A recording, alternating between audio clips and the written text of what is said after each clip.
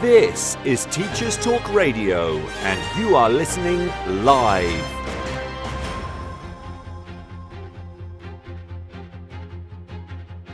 And welcome to the Monday morning break. My name is Marie and I'm the host this morning, and I'm really looking forward to welcoming Matthew Holman. So Matthew Holman is a mental health ambassador, and really looking forward to talking about neurodiversity and mental health. This is Teachers Talk Radio, and you are listening live. Tune in live at ttradio.org, or to join in the conversation, download the Podbean app and search Teachers Talk Radio. Follow the hashtag TTRadio. Tune in, talk it out with Teachers Talk Radio.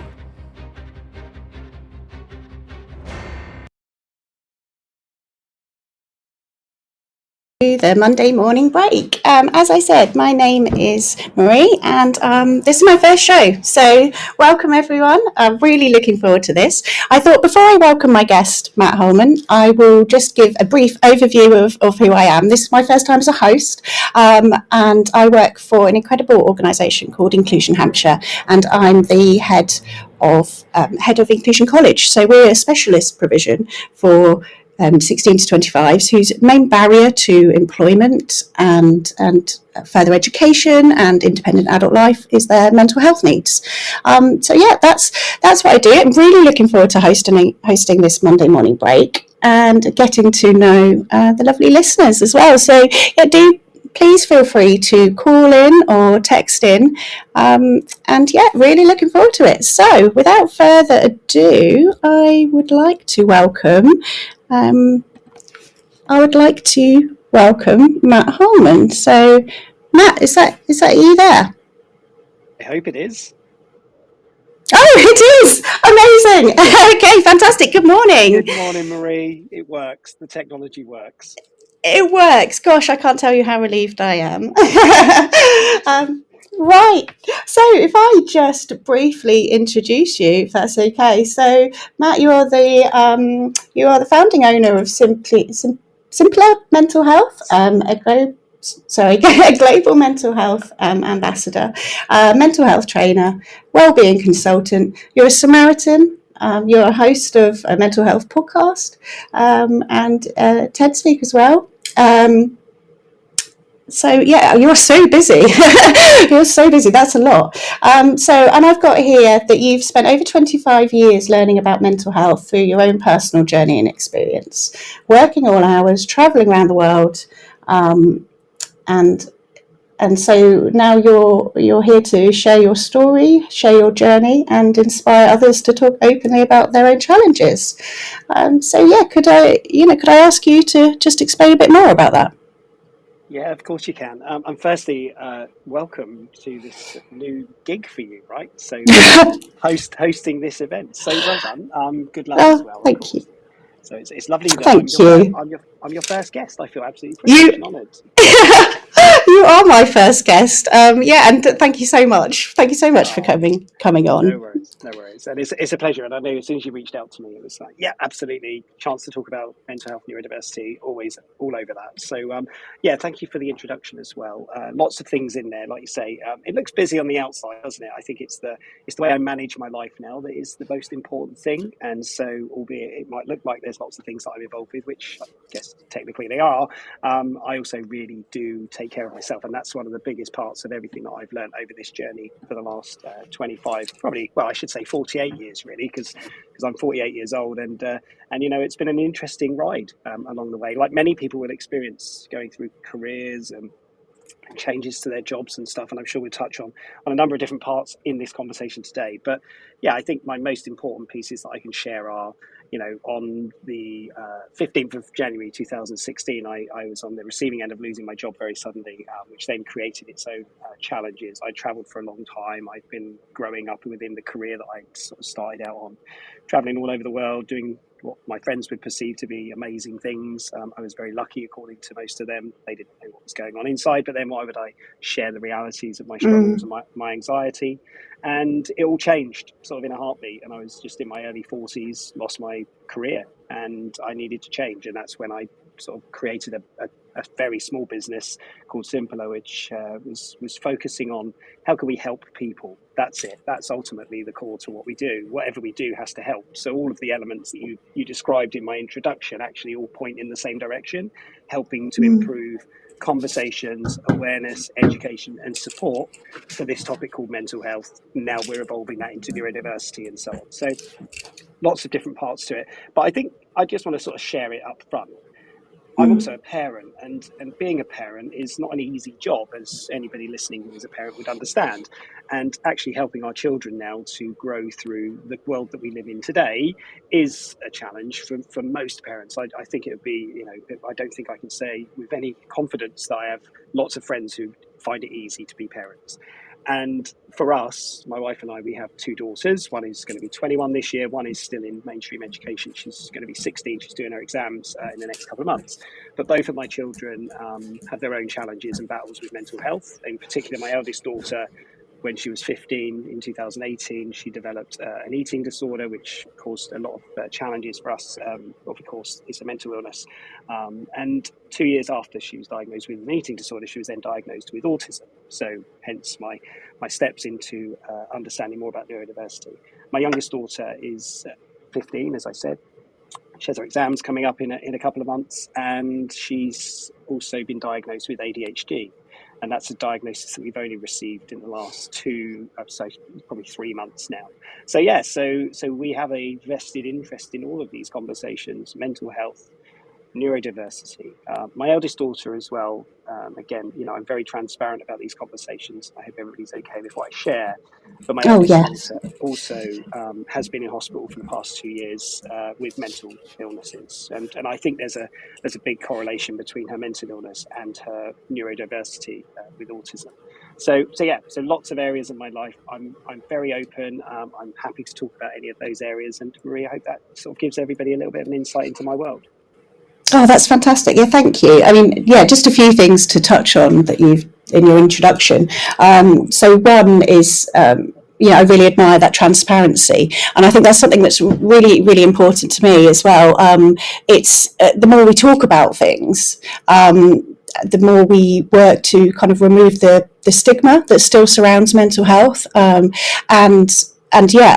like you said right at the beginning, seemingly on the surface in the past, you had it all. You had travel with work, amazing job, but you weren't really sharing with people how you were actually feeling. So, I think, sharing, the more we can talk about things, the more transparency. I really admire that, and I really agree with it.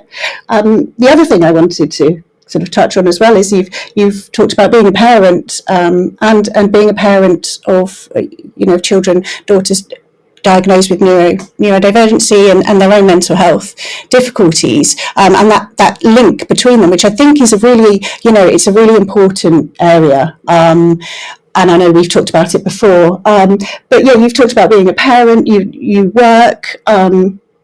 Very much admire your time management or time mastery that you have, and that looking after yourself as well. So you're doing a lot, and I actually appreciate very much what you're saying. It looks like you're doing a lot, but actually you're managing it very well, and being very aware of your own health.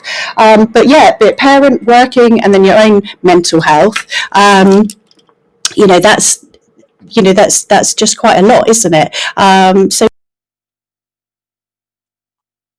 all of those things, and I look forward to talking now more about that. So our first thing then, would you like to just tell me a little bit sort of history of neurodiversity?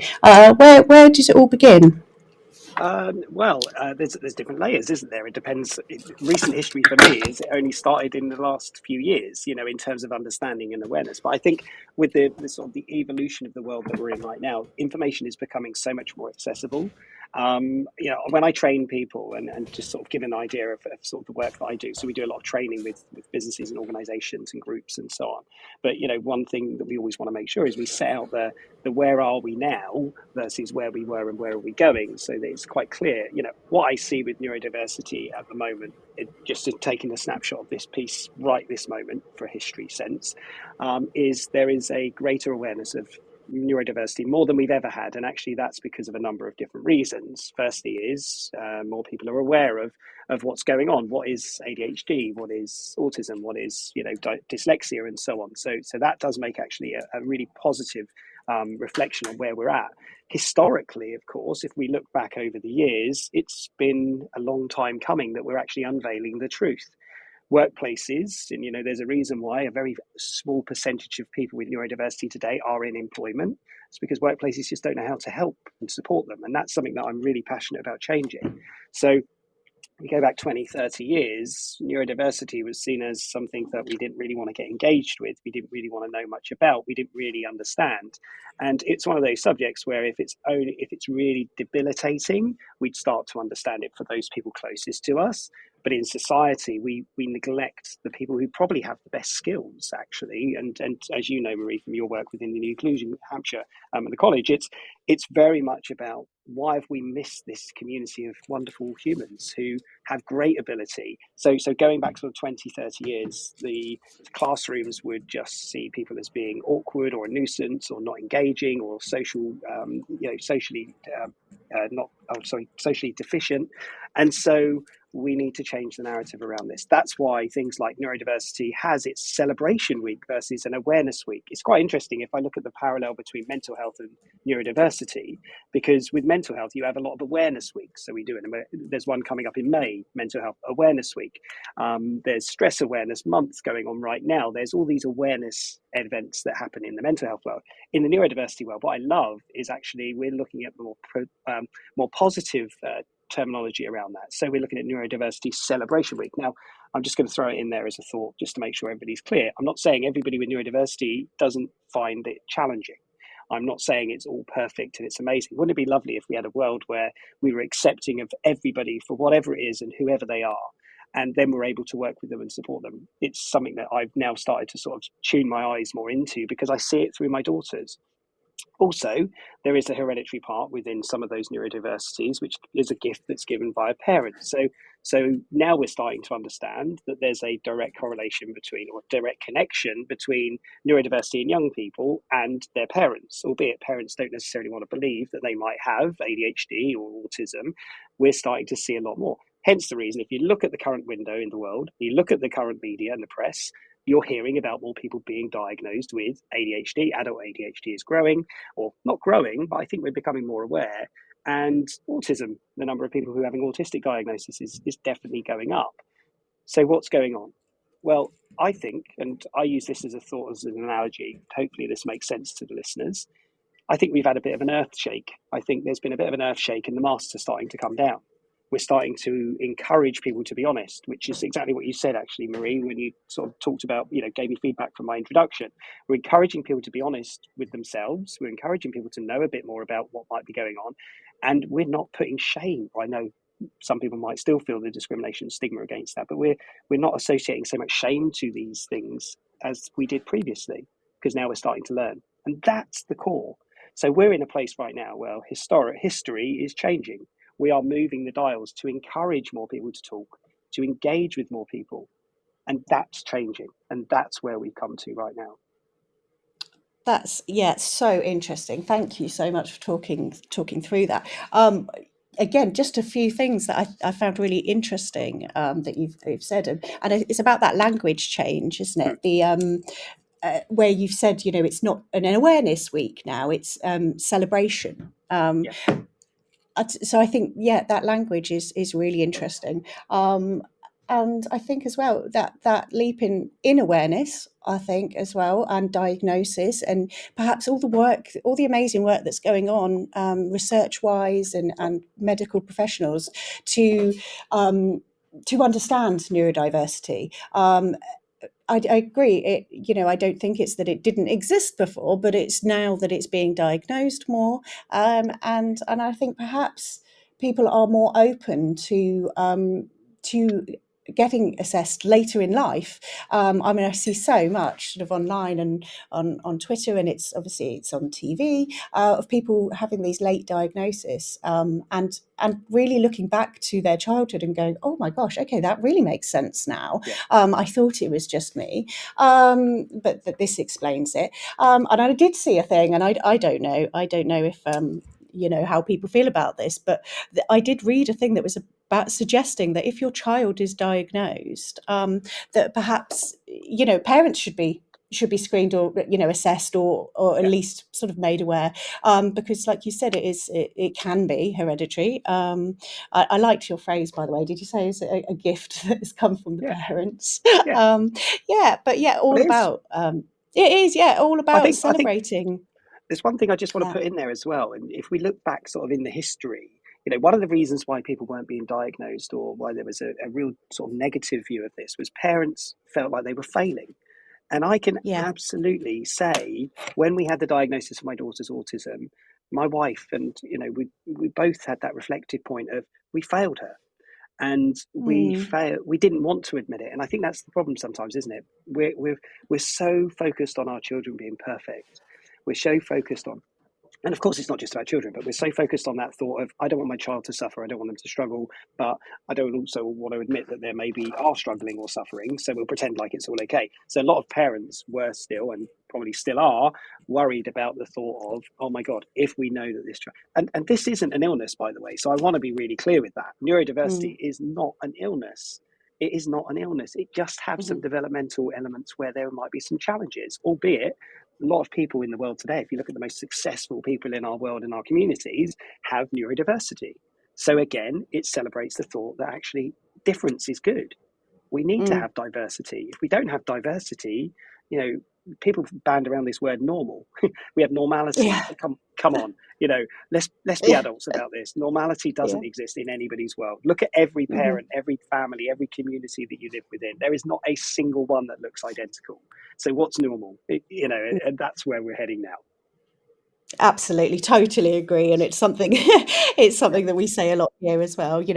Normal. What is normal? And like you said, I think the word neurodiversity. It's diversity rather than an illness, but also as you've touched on, not saying that it's all amazing and wonderful, and with it can come difficulties and struggles and so on. But hopefully, we are moving towards a place where we are more aware, and we can support people so that we don't have those cases of people with this late diagnosis who are looking back at all the things they struggled with in education, in life, in relationships, and thinking, oh, okay, well, now I know why I was struggling.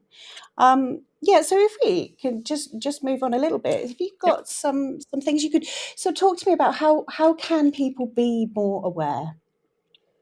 Well, I think listening to people talking, one of the things I love about my job now is I get to talk and communicate with, thousands of people every year. And that's through all the different means and modes that I have. I think we just need to open our eyes a little bit more. We need to encourage ourselves to learn a bit more about what's going on. There are reasons why people do things the way they do. We are quirky, individual, and creative, and all those different things. We need to try to establish could that mean something else? How do we feel about that? So firstly, the awareness piece. Get to know yourself, get to understand a little bit about how you work, how you do the things that you do, and maybe then you can start to establish some of that why. Other people on the outside, it's good to talk to them too. Get experience, get feedback, get conversations flowing. During Neurodiversity Celebration Week, as you'll know, Marie, because you were one of my guests on my podcast, I hosted a series of 14 podcasts talking to people about their own personal journeys with neurodiversity. And that was to try to help everybody listening and supporting people to really engage with, okay, so that's how it works, or that's what happens, or that's how it feels. I'm not trying to say everybody's got neurodiversity, albeit there's a question mark over where the line is drawn. But what I'm trying to share in the way that I raise awareness, or the way that we need to raise awareness, is more about facts. How does it feel to somebody with dyslexia? How does it feel to somebody who lives with autism when you're changing routines or you're making adjustments that don't help them? And I think as we evolve this part of the world that we're in now, we also have to always have side of mind mental health, because a lot of crossovers, and this is, if I can share anything in awareness here, it's this. A lot of the crossovers into mental illness, actually, we're now starting to see are not necessarily mental illnesses, they are undiagnosed neurodiversity. And as an example, let me share an example for anybody that's listening to understand. You may know somebody that has had a long-term diagnosis of an illness called bipolar. Now, I know this factually. I've got a friend that was diagnosed with bipolar many years ago. She has now been re-diagnosed with ADHD. So she never had bipolar. It was a misdiagnosis. And I'm not saying everybody needs to go back and double check with doctors and everything else. But if there is an area of concern or worry about why am I struggling? Why is this changing? What can I do to improve? Sometimes we should go back to the neurodiversity, or at least acknowledging or establishing that. And so she was re-diagnosed 25 years after her original diagnosis of bipolar. She's now been diagnosed with ADHD. She's on a totally different medication set. She's getting the right support now. That is quite a scary reality. Now, if I'm talking to, and talking with groups of parents in particular, or teachers who, anybody that has that access to young people, if you're seeing something that you think, that seems like it might be something towards neurodiversity, whether that's dyslexia or ADHD or autism, it's important that we've ruled things out rather than just look at it and go, oh, they'll be fine, they'll be okay, don't worry about it. So that thing about diagnosis, which you mentioned as well a little bit while ago, it's so critical, albeit it's not easy to get access to diagnosis straight away. But it is important to check. And that's what this is about now. So awareness being recognizing differences, understanding what might be going on. Stop just considering it as they're depressed, they've got a problem with depression, because again, the crossover between depression and ADHD is very close. The crossover between eating disorders and autism is very close. There is research now that's showing the connection between the two. And so it's about establishing baseline understanding. And then if you're worried, it's about reaching in to get some help or support. Fascinating. Yeah, thank you. That's so interesting, and I'm really glad as well just to hear that your friend with the re-diagnosis, that hopefully that treatment now is helping. I mean, like you said, what a scary thought that for 25 years she was being treated for something that she actually didn't have. And I'm very interested, actually, it's something that I'm very interested about, this link potentially between or as you said, misdiagnosis between neurodiversity and other conditions and so on, like mental illnesses and mental health needs. I think I'm right. You will know more about this than me, but I think I'm right in saying, if you've got a diagnosis of an eating disorder and autism, then actually the treatment is very, very different. The course of support and therapy and treatment is different for someone with autism than somebody with an eating disorder, but they're not neurodivergent. Yeah, absolutely. And we've lived through an experience with our own daughter with and that's one of the reasons why I'm now really sort of passionate about saying to people, look, be very careful. And I've consulted with a number of families, and I'm not a counsellor, I'm not a therapist, so I just want to put that out there. Please don't think I'm giving therapy to people. I talk to a lot of families over the years about their children, especially teenage girls, and noticing changes to their eating behaviours. And as we're talking, I sort of always put the question in there to say, have they ever been diagnosed or assessed, maybe not even diagnosed, but at least assessed for underlying autism? And I can tell you now, every time I've said that to a parent, first reaction is, why would they do that? Why would I be thinking that? And I said, exactly, because that's what we didn't realise at the time when our daughter was struggling with an eating disorder. We didn't even have it on the radar to think, oh, maybe there's something else going on. We just thought she had a lot of anxiety in her life. She had a lot of trauma at some point. We didn't even know what that trauma would be because it was nothing that was in line of sight for us. And we never established a thought that said, well, maybe she just sees the world slightly differently. Maybe the controlling element of her eating disorder, which, breaking it down, what is an eating disorder? An eating disorder is around control. So changing routines take away the control of the routines. So we didn't even establish that connection ourselves. And now that's one of the reasons why I want to share that with people, to say, just rule things out. I'm not saying every child has autism. I really am not saying that. But what I am saying is, if you are tearing your hair out as a parent going, what the hell is going on with my child here? I'm really struggling.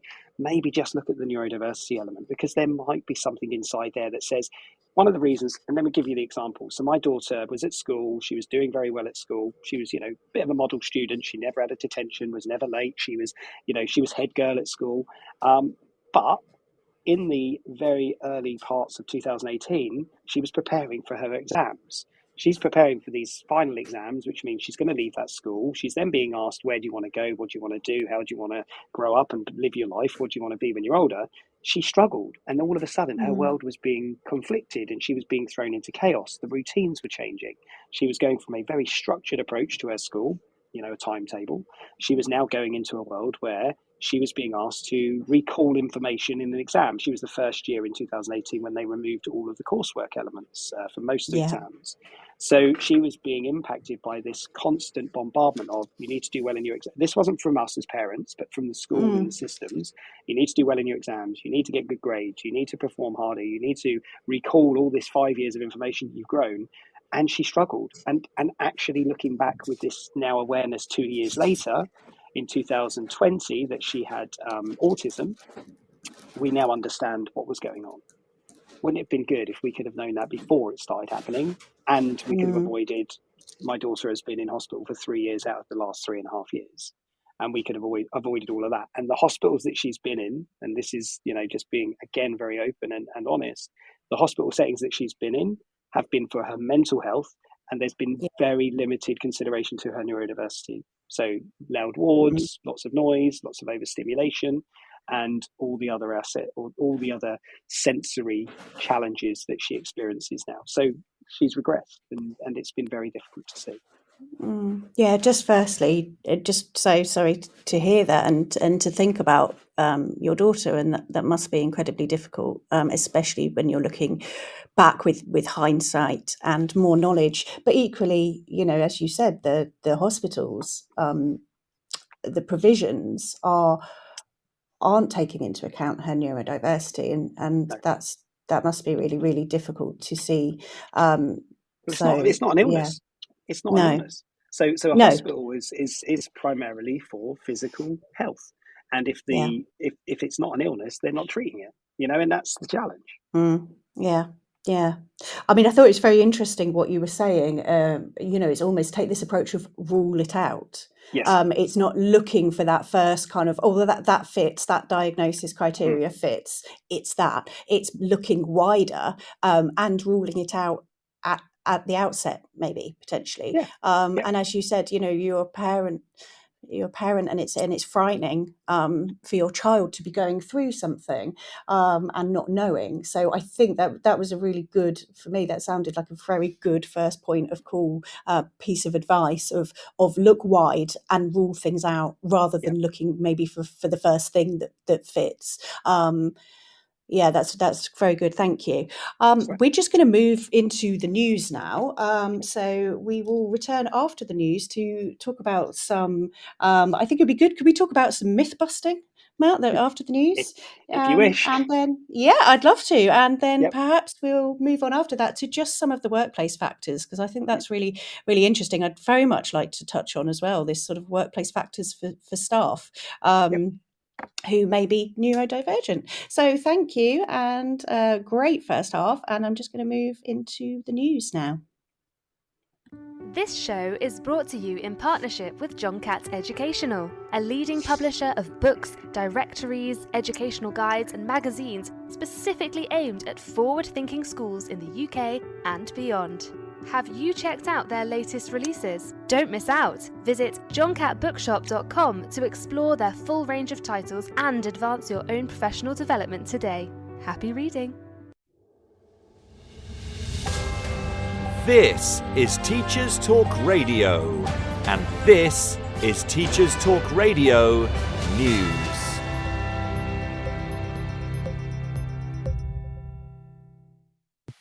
In union news, Daniel Kebede has been elected leader of the National Education Union.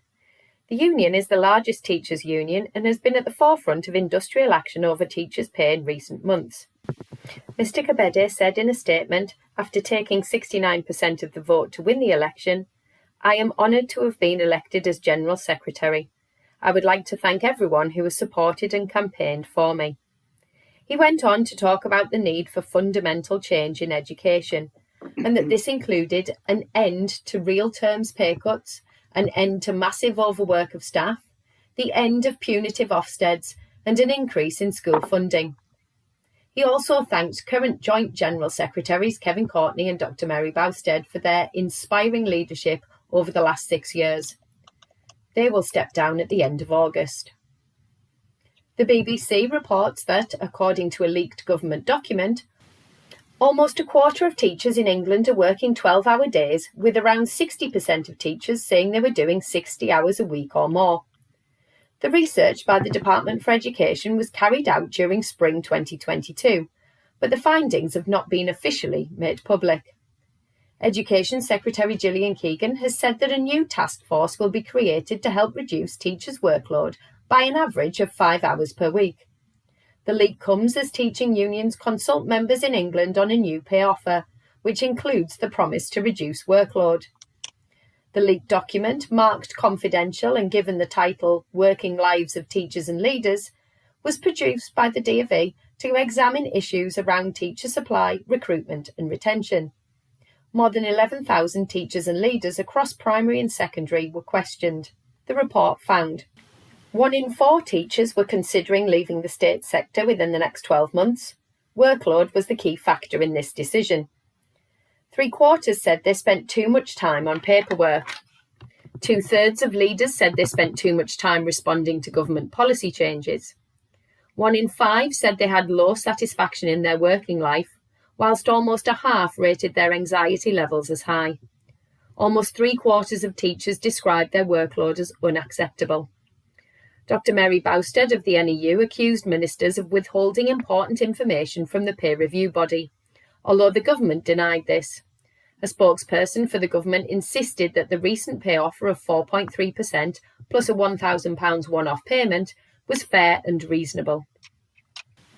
The Department for Education has released an update on the .gov.uk website focusing on the review of the way relationship, sex and health education is delivered. The update comes after a number of stories across media outlets prompted concern and outrage from some quarters and claims that hysteria is being whipped up by right-wing agitators from others. RSHE education has been compulsory for pupils in primary schools since September 2020.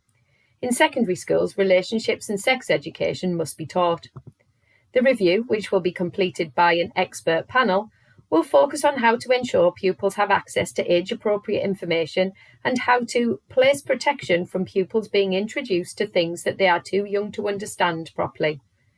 The panel will also consider how age ratings can be introduced for different parts of the curriculum. The review will be completed before the end of 2023. As we approach Easter, the debate about supporting families who receive support through free school meals should be supported in holiday times, and it's opened up again. The big issue raises concerns that despite the cost of living crisis, many families will go without support until term begins again. In what it calls a postcode lottery for support, many families will miss out as current funding largely depends on where you live. In England, the government is not directly funding free school meals over the Easter break, but support may be available if local councils decide to provide meals or vouchers. Many councils are relying on the Holiday Activities and Food Programme to support low-income families. In Scotland, some councils are offering free school meals payments to low-income families, but universal free school meals for children in primary 1 to 5 will not be available. There is some support available, but it varies by council, as does the amount of support being offered. The Welsh Government has made free meals available throughout the holiday period. The government in Wales announced that £9 million has been provided to support eligible pupils with a free meal up to the end of May half-term, including all bank holidays. The support will take the form of meal vouchers, money or packed lunches. In Northern Ireland, no free school meal provision is available. The previous holiday hunger payments of £27 per fortnight ceased on April the 1st. A Department for Education spokesperson said it was because additional ring-fenced funding had ended, but campaigners focusing on food poverty said the decision was abhorrent. This has been your Teachers Talk Radio News with Jo Fox.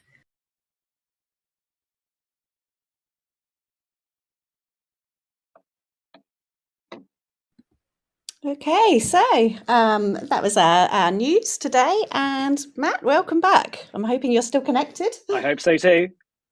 Oh, fabulous. Excellent. Okay. Cool. Right. So, as we said before the news break, we will just maybe go through a few myths, bit of myth busting. So, yeah. And if anybody out there is listening who would like to kind of call in or text in with their thoughts on this or any myths that they'd be happy for us to share, please do. But otherwise, yeah, Matt, should we kick off with some myths? Yeah, let's do that, shall we? Yeah. So I've got one. Go To on. start with. I think there is a myth. The phrase that I particularly dislike is "we're all a little bit OCD." Oh dear. I like things. Yes, I like things clean, and it's about stacking my cupboards. As most of us, who are involved in mental health will know, that really isn't a representation of OCD. No. And no, not everyone is a little bit OCD, even if you like your house clean. Yeah, I think the biggest part, perhaps, that people don't understand about OCD is the intrusive thoughts and the fear of not being in control of things happening to people or to accidentally doing something yourself due to intrusive thoughts. So yeah, that's my first myth that I'd like to bust. I like. It's a good one, and I just want to pick up on that because obviously I do a lot of work with the mental health side as well as neurodiversity now. But the OCD piece, it's a serious mental health condition. So when people say I'm a little bit OCD, it really grinds me because this is, people seriously suffer Yes. with OCD. So we're all creatures of habits. We have our routines. We have things that we do in a certain order, and sometimes it's just to simplify things for our minds. We're in a really busy world that there's a million things going on, and sometimes actually simplifying things is easy. I get up in the morning and I put on pretty much the same clothes every day, not the same. I put on clean clothes. Let me be clear. I put on a black polo shirt every day because it just simplifies my choices. It just makes it Yeah. easier. So somebody could look at that and go, "Oh yeah, but you only wear that color, or you only wear that thing, so you must have something." And I'm going, it's called simplifying. That's what it is. Yeah. So Yeah. maybe that is part of a neurodiversity suite of things that might be happening. And yeah, I don't know if that helps with the OCD comment, but we just have to be careful. Language is such an important part of all of the future of what we do.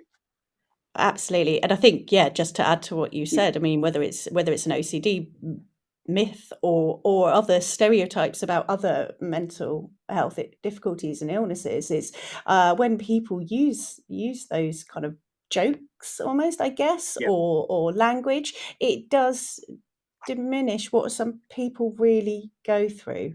Yes, And absolutely. And it undermines it. Yes, yes, absolutely, and it's not appreciating, perhaps. So yeah, okay. So have you got any have you got any others that we can talk about? I've got a nice one. Yeah, and I think Yeah. it's a useful one. Neurodivergent individuals are alike. Yes. It's a myth. They're not. So somebody Yeah. with an autistic diagnosis doesn't necessarily look and act the same as somebody else with it. And there was a wonderful documentary recently. I don't know if anybody would have watched it, but please do go and check it out. You can watch it on I think it's on the BBC iPlayer. Other players are available, of course. And it was with Chris Packham. And he did a documentary about inside our autistic minds, and it was a wonderful understanding. And it goes back a little bit to what I was saying earlier about learning through the eyes of others, or at least through their stories. And he made a comment in there, and it stuck with me, and it's so true. And the comment that he made, and I think it was a quote from somebody, but it's so powerful. When you've met one autistic person, you've met one autistic person. So it really helps to establish that reality of not everybody with autism looks the same. Not everybody with autism is, and all neurodiversity, by the way. I don't just mean autism. So do you know, I was absolutely literally just jotting down a note to respond to you with that quote and say, if you've met one, it's because it's very powerful, isn't it? I think so. You have met one person with autism. That's it. Yeah. Fantastic. And everybody's condition's unique, and the challenges that people experience are all unique. That's why we talk about this thing called the spectrum, don't we? The neurodiverse spectrum, or the autistic spectrum, and ASD is what it's known as, autistic spectrum disorder.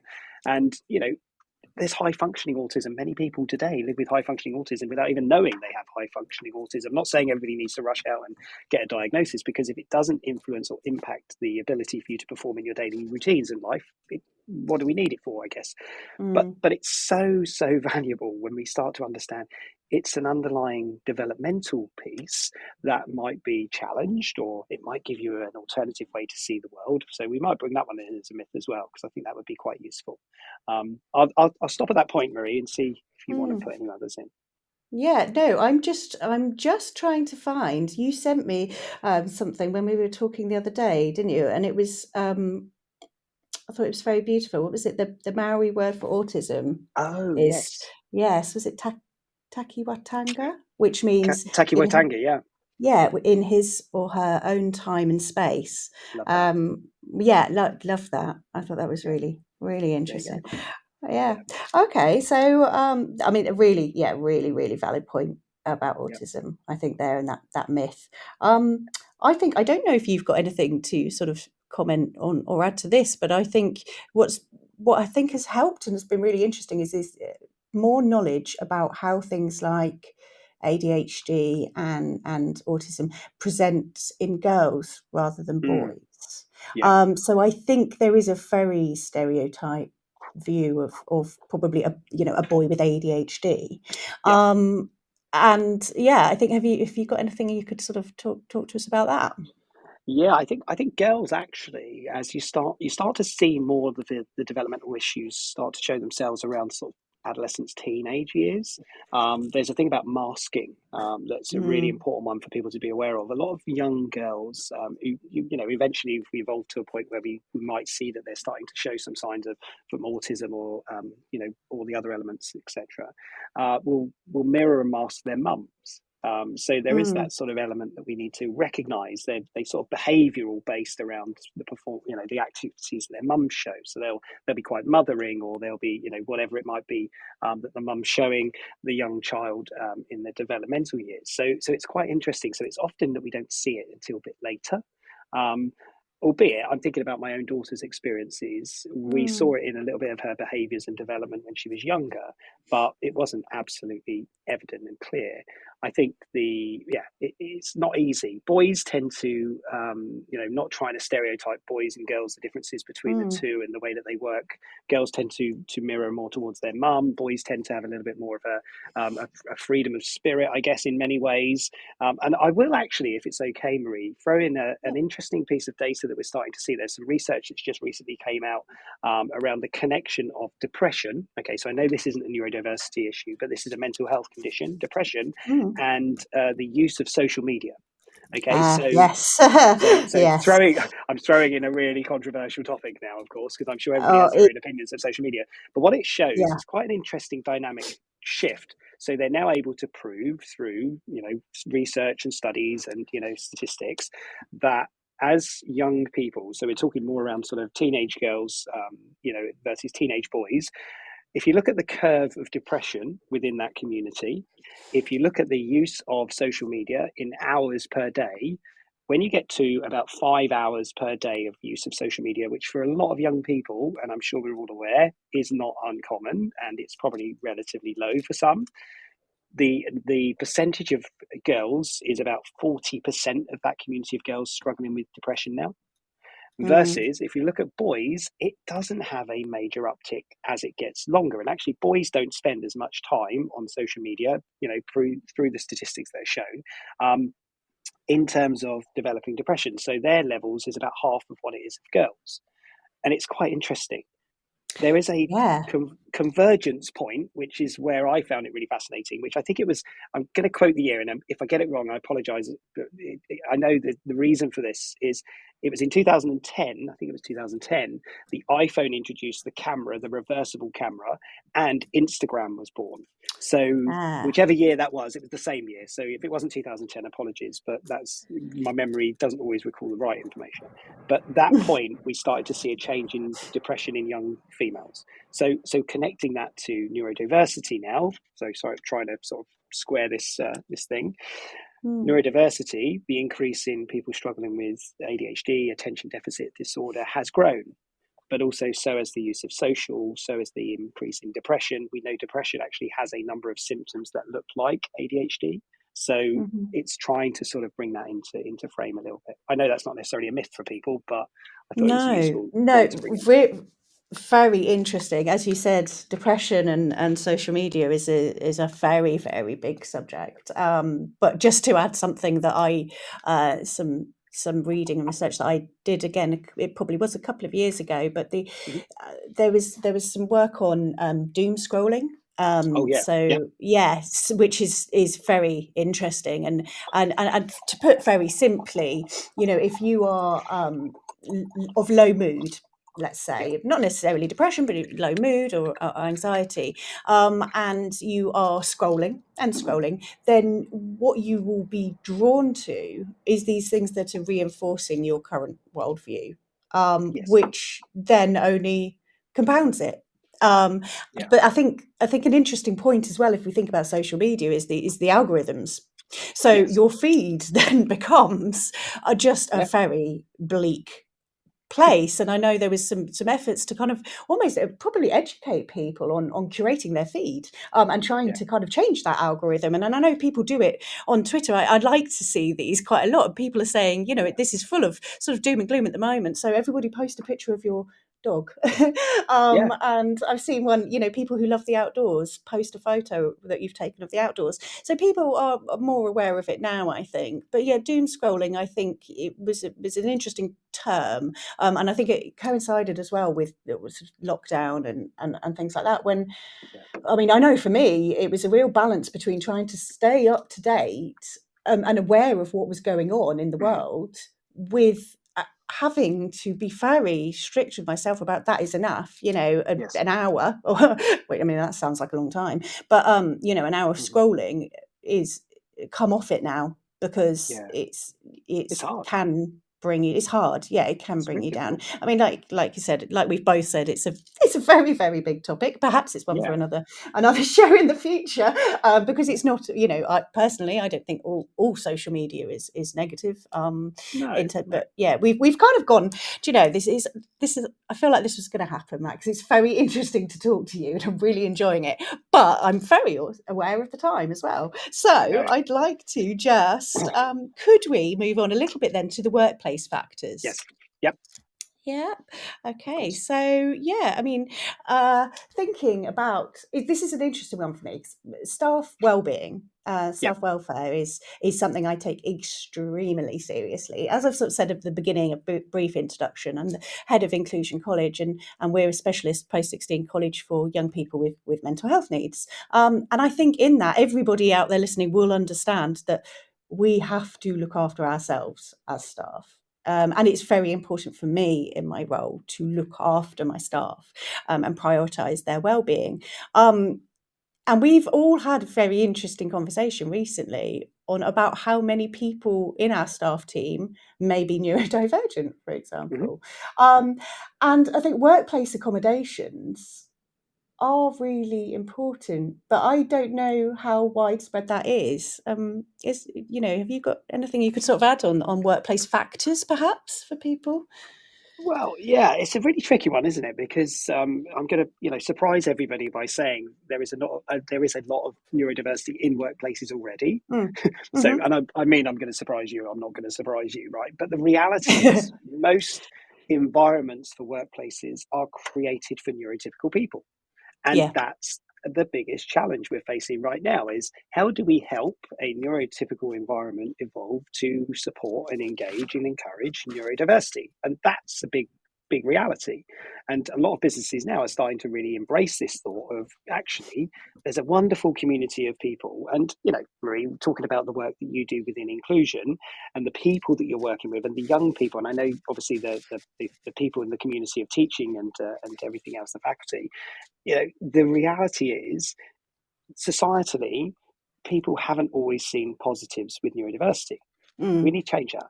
So we shouldn't feel ashamed as individuals to be able to say, I'm different, I'm unique, I'm creative, I'm logical, I'm this, or whatever it is that my superpowers are. We should all be able to be open and honest with that. So workplaces now are starting to see a value in unlocking talent. How do we unlock talent when we've never done it before? Well, we need to learn about what the talent, resources, and the capabilities look like. I think I have every confidence that the workplaces will change.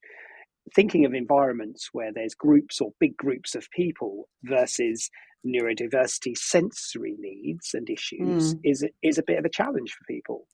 We've seen, if you look at it from a corporate world, if you look at it from a business space, there's been this evolution of hybrid working from home, working from an office, work from wherever you like, work from your kitchen, your cafe, whatever. And of course, as teaching resources, they're not necessarily going to be in that sort of environment. But if you look at that as a practice, it's a chaotic practice. Because for neurotypical people, they go, brilliant, I can have a day off and I can sit in a cafe, or not a day off, but I can have a day out of the office, I can sit in a cafe, or I can go to the gym or whatever it is. For neurodiverse people, that can be really painful. So we have to be inclusive. The inclusivity of this is about saying we're factoring in every single person, not just a population of people. And herein lies the big challenge for everybody. Inclusivity means everybody, not just some. That's exclusivity. Exclusivity is we tell a few people what's going on. We don't tell everybody what's going on. Inclusivity means we support everybody. I'm actually doing a bit of work at the moment with a conference that I'm attending just next week. And we are focusing that conference on inclusivity and the 10%. The 10% being those people who have neurodiversity needs. And if we focus on the 10%, the 90% won't complain. They'll just engage. They'll just accept it and they'll get on with it. So moving away from that thought of a small population of people are the ones with neurodiversity to now saying, look, we don't know how many people really have neurodiverse needs, but let's create a world where neurodiversity is actually embedded into standard practice. And that's, I think, the big challenge that we're all looking at right now. Yeah, but such a worthwhile challenge, isn't it? I mean, like you said, it's this the awareness of that you probably are all working with people who are neurodiverse. I mean, you may or may not know it. You may or may not know that people are struggling. I mean, I think when you think from a neurotypical versus a neurodiverse way, if you think of anything, like you said, that kind of the busy kitchenette area, for example, the staff training or team building days, or lots and lots of people, or areas of the workplace that are very, very noisy, or that overwhelming, and that perhaps it's a difficult thing to think from a different point of view, and to realise perhaps some of these things that might be causing people. I mean, I think particularly, I was just thinking of sort of maybe a member of staff in a mainstream school, the things that might be very difficult in the same way that they are for pupils, busy corridors and lesson changeovers and sudden staff illness and cover sessions and that kind of thing. And just that must be very, very difficult. And, that's a very big thing to... Well, it's draining. And I think that's the thing, isn't it? It's the element, the thing that we don't understand. I talked to somebody recently about sensory burnout, and they'd never heard of it. And actually, most people have never heard of sensory burnout, because we always think of burnout as I'm burning the candle too long, I'm working too many hours, I'm not getting enough rest and stuff, which is true. Sensory burnout really indicates the overloading of the senses. So sensory burnout could be being in a very noisy environment where the noise sound levels are really high and it's really difficult to manage through, which is why you might not necessarily have done a full day's work, but you could walk out of there exhausted because your sensory receptors have been absolutely smashed to pieces, and that is something that we need to establish better understanding of. There's reasons why people go home and collapse in a heap on the floor, and I don't mean that, because that is happening, but that's often caused by so many things. I think that is such an interesting one, because I think if you took that the other way, and perhaps there was an open and transparent culture, and like you said, people shouldn't be ashamed to talk about neurodiversity or mental health. I mean, I think it applies to both. Definitely, yep. And, if you took that scenario and actually then somebody is able to talk to their manager and say, look, this is what's happening. This is why. These are the things that are difficult. And then working together to come up with a way of reducing those sensory overload. So then ultimately, for the business or the school or whatever, you've got then a member of staff who is not going home and absolutely collapsing and is unwell from it. Yes. But you've got then a more healthy member of staff who's going to be more productive. Whatever those accommodations are, there's not going to have that much of an impact compared to a member of staff being signed off ill. But also then looking at that bigger picture with them working towards a society and a business world that accommodates people's needs without the need for shame and stigma. Yeah, absolutely. Yeah.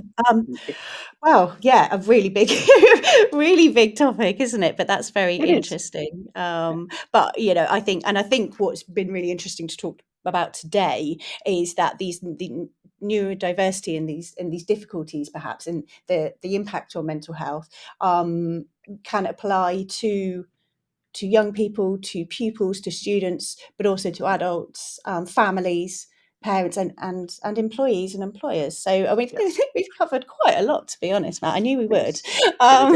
Been a journey. Hasn't it? So yeah, just as we've got our final few minutes, really, is there anything that you would, what kind of takeaway messages would you like people to listen to? I think it wraps into everything you've just sort of shared, to be honest with you, Marie. I think the reality right now is we need to embrace this as a positive conversation. I want people to feel comfortable talking about both mental health and neurodiversity. I want people to be open and honest and able to share that, because the only way we can really change the future is by having the ability to talk about what's really going on. And that's something that obviously is a concern right now, especially around service support, accessing, diagnoses and additional support. But one thing that we can all do, and this is an encouragement for every single person, one thing we can all do is learn a little bit more about ourselves. We can take our own ownership of that. And that's something that I try to empower people to do through training that I deliver with Simpler, is to really help them to understand, firstly, learn about yourself. Take care of yourself first. There is a prioritization issue. If you ask people to prioritize things in their life, they will probably put themselves quite low down that list.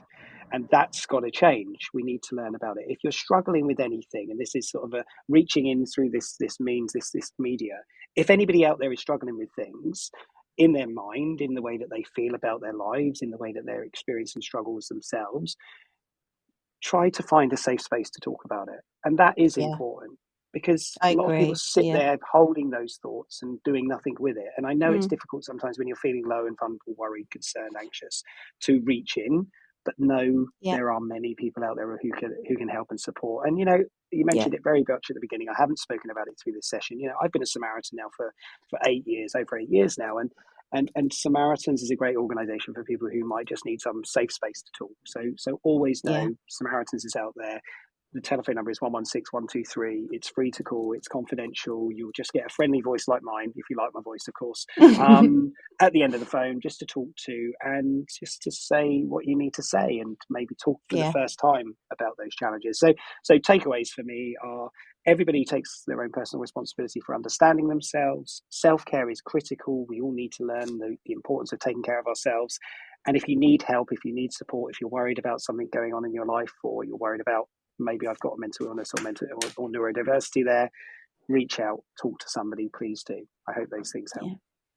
Thank you so much. Today's been a fantastic show, I think, and thank you for being my very first guest. But those takeaways at the end, totally agree, totally support that. It is about opening up to people and accessing support, and be the change. We all want things to change, and we've got to be part of that. So thank you so much, Matt. Thank you so much to listeners as well. It's been really nice to see that people are engaging and listening, and I appreciate the messages, and really look forward to being here again in a fortnight's time. But thank you, Matt, and have a great rest of the day. Oh, no worries. It's been an absolute pleasure. Well done for your first one as well. Really appreciate it. And that's good luck with the rest of them, right? Thank you. All right. Thanks, Matt. You'll be great. Brilliant. No worries. Take care. This is Teachers Talk Radio, and you are listening live.